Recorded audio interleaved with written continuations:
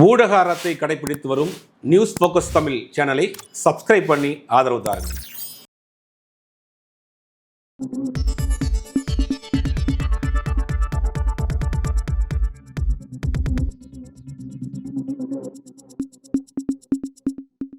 வணக்கம் சார். இப்போ ரீசெண்டாக நடந்த தக் லைஃப் ஆடியோ லான்ச் ஈவெண்ட்ல பார்த்தீங்கன்னா கமல்ஹாசன் அவர்கள் தமிழ்ல இருந்து தான் கன்னடம் பிறந்திருக்கு அப்படிங்கிற மாதிரி சொல்லியிருக்கிறாரு. இது மிகப்பெரிய ஒரு சர்ச்சைக்குரிய பொருளாக மாறி இருக்கு. இதை பற்றி என்ன நினைக்கிறீங்க? இல்லை, சமீபத்தில் தக் லைஃப் படத்தினுடைய ஆடியோ லான்ச் சென்னையில் இருக்கக்கூடிய சாய்ராம் காலேஜில் நடந்தது. அதில் பார்த்தீங்கன்னா நிறைய செலிபிரிட்டிஸ் வந்தாங்க. கமல்ஹாசன் இருந்தார், மணிரத்னம் இருந்தார், ஏஆர் ரஹ்மானுடைய லைவ் கான்சர்ட்டே நடந்துச்சு. அங்கே பாட்டை பாடி காமிச்சாங்க. கமல்ஹாசனுடைய பொண்ணு அவங்களும் அந்த பாடத்தில் ஒரு பாட்டு பாடியிருப்பாங்க. அதையும் கூட அங்கே ஸ்டேஜில் பெர்ஃபார்ம் பண்ணாங்க. ரொம்ப எமோஷனலாக இருந்துச்சு. அதுக்கு கெஸ்ட்டாக வந்து கர்நாடகா சூப்பர் ஸ்டார் சிவராஜ்குமார், அதாவது சிவனாம்பாங்க, அவர் அங்கே வந்திருந்தார். அவர் பார்த்தீங்கன்னா சிவராஜ்குமாரோடைய அப்பாவும் கமல்ஹாசனும் ரொம்ப நெருக்கமாக குடும்ப ரீதியாக பழக்கம். அந்த அடிப்படையில் வந்தார். கமல்ஹாசன் கூட சொல்லியிருப்பார், என்னையை வந்து சித்தப்பான்னு கூப்பிடணும், நான் வந்து உங்கள் அப்பாவுக்கு தம்பி மாதிரி அப்படின்னு ரொம்ப அந்த குடும்பத்தோடு மிக நெருக்கமாக இருக்கக்கூடிய கமல்ஹாசன். அந்த குடும்பம் ராஜ்குமார் ஃபேமிலியை பொறுத்த வரைக்கும் சிவாஜி குடும்பம், கமல்ஹாசன் குடும்பத்துக்கெல்லாம் குடும்ப ரீதியாக அவங்க நட்பாக இருக்கக்கூடியவர். அந்த அடிப்படையில் அந்த நிகழ்ச்சிக்கு கூட்டு வந்தாங்க. அவர் வந்து, நான் கூட கமல்ஹாசனுடைய பெரிய ஃபேனு, நான் வளர்ந்ததெல்லாம் சென்னையில் தான், படித்தது சரி, அவர் சென்னையில் பிறந்தவர் தான். சென்னையில் வாணிவிஜாரில் பிறந்தவர், டிஆரில் படித்தவர், நியூ காலேஜில் படித்தவர். அது மாதிரி சென்னை தான் அவருக்கு இன்னொரு ஹோம் டவுன் மாதிரி. நான் சென்னை வரப்பெல்லாம் சென்னையை பற்றி நிறையா பேசுவார். அப்படி வந்து ரொம்ப நிகழ்ச்சியாக கலந்துட்டு போனார். அவரை பற்றி நிறையா பேசிகிட்டு இருக்கிறாங்க.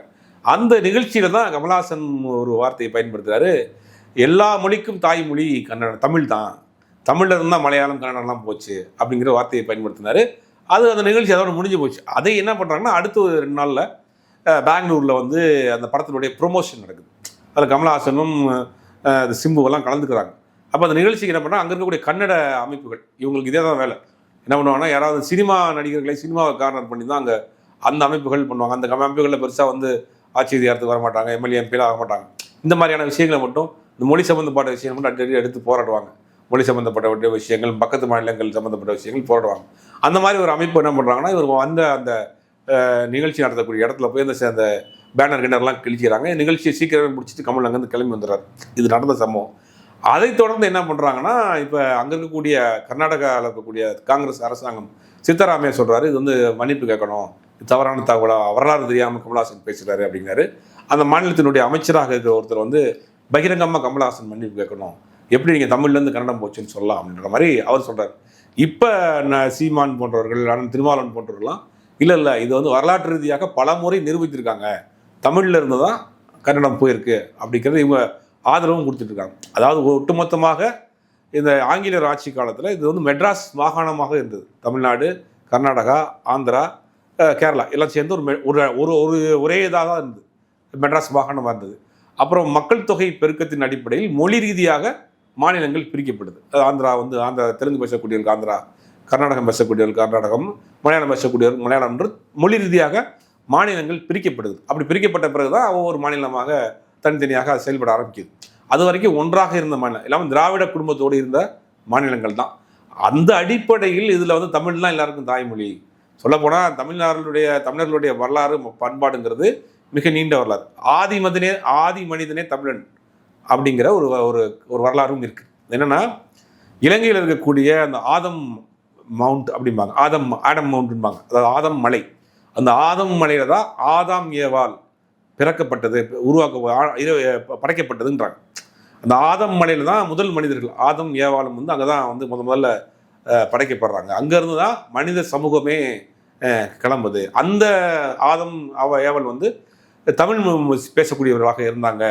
அதனால தான் ஸ்ரீலங்காவுக்கும் தமிழ்நாடுக்கும் ஒரு மிகப்பெரிய ஒரு உறவு இருக்குது. அப்போ அங்கே ஒரு பாலம் இருந்திருக்கு அப்படிங்கிறதெல்லாம் ஒரு வரலாறு இருக்குது.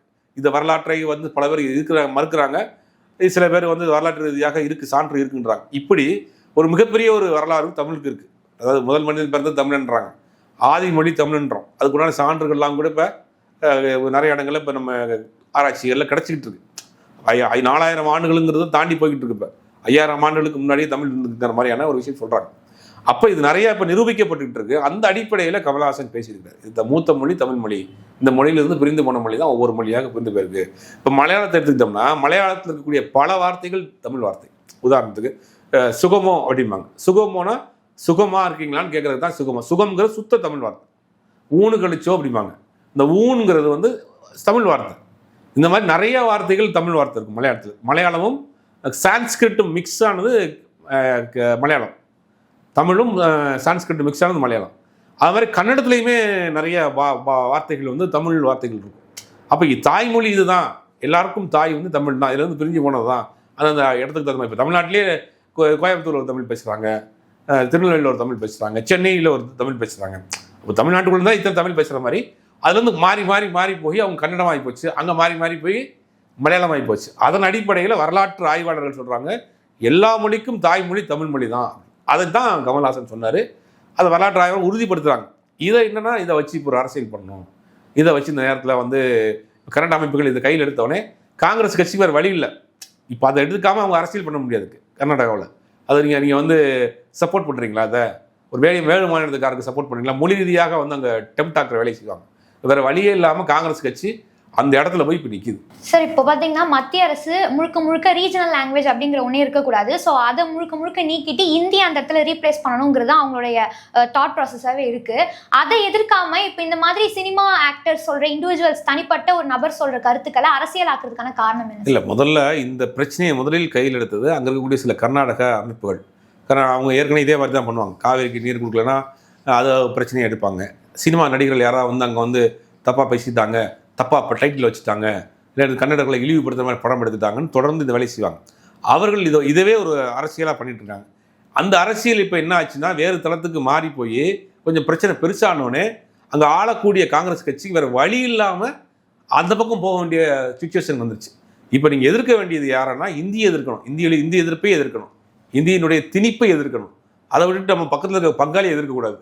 இதுதான் பார்க்க வேண்டியது இருக்குது. இதில் என்னென்னா இப்போ சமீப காலமாக அந்த இந்திய எதிர்ப்புங்கிற விஷயம் கர்நாடகத்துலேயும் வந்திருக்கு. அங்கே ஒன்று இங்கே சமீபத்தில் கூட ஒரு பேங்க்கில் நடந்த ஒரு பிரச்சனை வந்து ஒரு பெரிய இஷ்யூ ஆச்சு. ஒரு போஸ்ட் ஆஃபீஸில் நடந்த ஒரு இஷ்யூ கூட ஒரு பெரிய பிரச்சனை ஆச்சு. அங்கொன்று இங்கொன்றும் போயிட்டு இருக்கு. ஆனால் வீரியமாக அதை ஒன்றும் எதிர்க்கல. அவங்க வீரியமாக எதிர்க்க வேண்டியது அதை. ஆனால் அதை வந்து திருப்பி இவங்க டைவெர்ட் பண்ணிட்டு இருக்காங்க. இதுக்குள்ள பாஜக அரசியல் இருக்குமோங்கிற ஒரு சந்தேகமும் இருக்குது. ஏன்னா தமிழ் விஸ் கன்னடாங்கிற ஒரு பிரச்சனையை கிளப்பி விட்டோம்னா இந்தியை மறந்துடுவாங்க இல்லையா? அப்போ உள்ளுக்குள்ளே நேரடியாக பாஜக இறங்கி செய்ய முடியாத வேலையை இந்த மாதிரி கன்னட அமைப்புகளை வச்சு செய்கிறாங்களாங்கிற ஒரு சந்தேகமும் வலுவாக இருக்குது. சார், இப்போ கமல்ஹாசன் அவர்கள் கூறிய கருத்து அப்படிங்கிறது தக் லைஃபோட ஆடியோ லான்ச் ஈவெண்ட்ல அது முழுக்க முழுக்க ஒரு மூவிக்கான ஒரு விஷயம். ஆனால் இப்போ அதை தாண்டி அரசியல் அப்படிங்கிறது போயிருக்கு. இது தேவையில்லாத டாக்காக பார்க்குறீங்களா, இல்லை ஒரு தேவையான ஒரு விஷயம் அப்படிங்கிற? இல்லை, அந்த படக்குழுவில் இருக்கும் கமல்ஹாசனுக்கு தேவையில்லாத விஷயம். ஆனால் அவர்களுக்கு இது அரசியல். இதை வைத்து எப்பவுமே சினிமா நடிகர்களை நீங்கள் டச் பண்ணியோ செலிபிரிட்டியை டச் பண்ணி ஒரு அரசியல் பண்ணுறப்ப அது வெளிச்சம் பெருசாக கிடைக்கும், அது வீரியம் பெருசாக இருக்கும். அதனால தான் அவங்க அப்படி பண்ணுறாங்க. கமல்ஹாசன்கிற தமிழ்நாட்டில் ஒரு பெரிய நடிகர், கன்னடத்தையும் ஓரளவுக்கு தெரியும் அவரை. அப்போ அவரை டார்கெட் பண்ணி டச் பண்ணுறப்ப அந்த அமைப்பு வந்து எக்ஸ்போஸ் ஆகும். இப்போ அந்த அமைப்புக்கு வேறு வழி இல்லாமல் காங்கிரஸ் கட்சி அந்த அமைப்புக்கு ஆதரவு கொடுக்கக்கூடிய நிலைமைக்கு இன்றைக்கி வந்திருக்குன்னா இதை அவர்களுடைய அரசியலுக்கு பயன்படுத்திடுறாங்க. அவ்வளோதான் ஒழிய இதில் வேறு எதுவுமே கிடையாது. சார், இப்போ இந்த சர்ச்சையை தொடர்ந்து பார்த்தீங்கன்னா கன்னட அமைப்புகள் என்ன சொல்கிறாங்க, இந்த படத்தை நாங்கள் ஓட விட மாட்டோம், தக் லைஃப் ரிலீஸ் ஆகாது அப்படின்னு நம்மளாம் சொல்லிட்டு இருக்காங்க. ஸோ இதனால படத்துக்கு எந்த மாதிரியான பாதிப்புகள் இருக்கும்? கண்டிப்பாக தியேட்டர் ஓனர்ஸ் படத்தை ப்ரொஜெக்ஷன் பண்ணுறதுக்கு பயப்படுவாங்க இல்லையா? பல கோடி ரூபா பட்டு தியேட்டர் கிட்ட வச்சுருக்காங்க, சேர் போட்டு வச்சுருக்காங்க, ஸ்க்ரீன் போட்டு வச்சுருக்காங்க. படம் உள்ளே வந்து அதை வந்து கிழிச்சிட்டா பரவாயில்ல. இப்போ அரசாங்கமும் வந்து அதுக்கு சப்போர்ட்டாக இருக்குது. அப்படிங்கும்போது தக் லைஃப் படம் அங்கே ரிலீஸ் ஆகுமா கர்நாடகாவில்? நினைத்த மாதிரி இந்த 5ஆம் தேதி படம் கர்நாடகா ரிலீஸ் ஆகுமாங்கிறது ஒரு பெரிய சந்தேகம். ஏன்னா ரொம்ப நாள் டைமும் கிடையாது. ஒரு 4-5 நாளுக்குள்ளே இந்த பிரச்சனை சால்வ் ஆகி அதை ரிலீஸ் பண்ண முடியுமாங்கிறது ஒரு சந்தேகம் இருக்குது. இதில் என்னென்னா வேறு அமைப்புகள் ஆர்ப்பாட்டம் போராட்டம் பண்ணி அதுக்கு போலீஸ் பாதுகாப்பு கொடுத்து தியேட்டரில் படத்தை ரிலீஸ் பண்ணுறா கூட பண்ணுவாங்க. அரசாங்கமே நேரடியாக வருது அப்படிங்கும்போது எந்த தியேட்டர் ஓனர்ஸ் வந்து அதை ஏற்றுக்குருவாங்க? இப்போ அது பெரிய கேள்விக்குறி. தக் லைஃப் படம் வந்து கர்நாடகாவில் வந்து ரிலீஸ் ஆகுமா, அது எப்படி போக போகுதுங்கிறது தெரியலை. எனக்கு தெரிஞ்சு போகிறதுக்கு வாய்ப்பு இல்லை, படம் ரிலீஸ் ஆகிறதுக்கு கர்நாடகாவில் வாய்ப்பு இல்லைங்கிற மாதிரி தான் தெரியுது. சார், இப்போ கமல்ஹாசன் ஒரு ஆக்டர் அப்படிங்கிறது தாண்டி ஒரு அரசியல்வாதியாகவும் இருக்காரு. அது மட்டும் இல்லாமல் திமுக கூட்டணியில் அவர் இருக்கிறாரு. அதே மாதிரி ஒரு எம்பியா அவர் போக போறாரு அப்படிங்கிற மாதிரி சொல்லப்படுது இல்லையா? அப்படி இருக்கும்போது இவர் இந்த மாதிரி பேசிருக்குது அப்படிங்கிறது அவருடைய உணர்வுகள் மூலமா பேசிருக்கிறாரா, இல்லை இது வந்து ஒரு அரசியலுக்காகவே அவர் இதை பயன்படுத்தியிருக்காரா? இல்லை, கமல்ஹாசன் அவர்கள் அரசியலுக்காக பேசல, அரசியலாக அவர்கள் பார்க்கப்படுறாங்க. இப்போ கமல்ஹாசன் அரசியல்வாதி ஆகிட்டார், வெறும் நடிகர் மட்டும் கிடையாது. அப்போ அங்கே நடக்கக்கூடிய பிரச்சனையை அரசியலை சம்மந்தப்படுத்தாமல் இருக்கவும் முடியாது. இப்போ இந்தியா கூட்டணியில் காங்கிரஸ் கட்சி இருந்தாலும் கூட இந்தியா கூட்டணியில் தான் கமல்ஹாசனும் இருக்கிறார். இப்போ அதான் பெரிய வினோதமே. இந்தியா கூட்டணியில் கமல்ஹாசனும் இருக்கிறாரு. மக்கள் நீதி மையமும் இந்தியா கூட்டணியில் ஒரு அங்கமாக இருக்குது. அந்த மக்கள் நீதி மையம் சார்பாக திமுக சார்பில் ஒரு ராஜ்யசபா உறுப்பினராகவும் ஆக போகிறார். இப்படி இருக்கிறப்ப அந்த கட்சியின் கூட்டணியில் இருக்க ஒரு கட்சியே வந்து எதிர்க்கிறாங்க. இப்போ எதுக்கு எதிர்க்கிறாங்க அப்படின்னா அங்கே இருக்கக்கூடிய கன்னட அமைப்புகள் பாஜக எதிர்க்கல தான் நம்ம நோட்டீஸ் பண்ணணும். பாஜக நேரடியாக சில விஷயங்களை செய்யாது.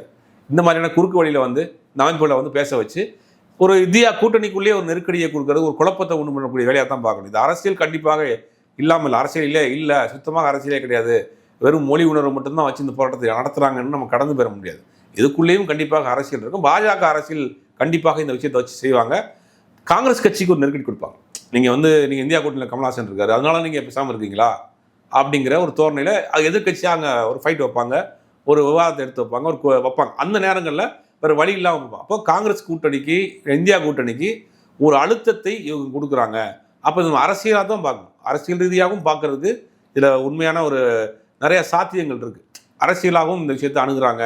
பாஜக மறைமுகமாக இதை பின்னாடி இருந்து இயக்குதோங்கிற ஒரு சந்தேகம் வரத்தனை செய்யும். சரி, இப்போ நீங்க சொல்றீங்க பாஜக வந்துட்டு மறைமுகமா ஒரு அரசியல் பண்றாங்கன்ற மாதிரி சொல்றீங்க.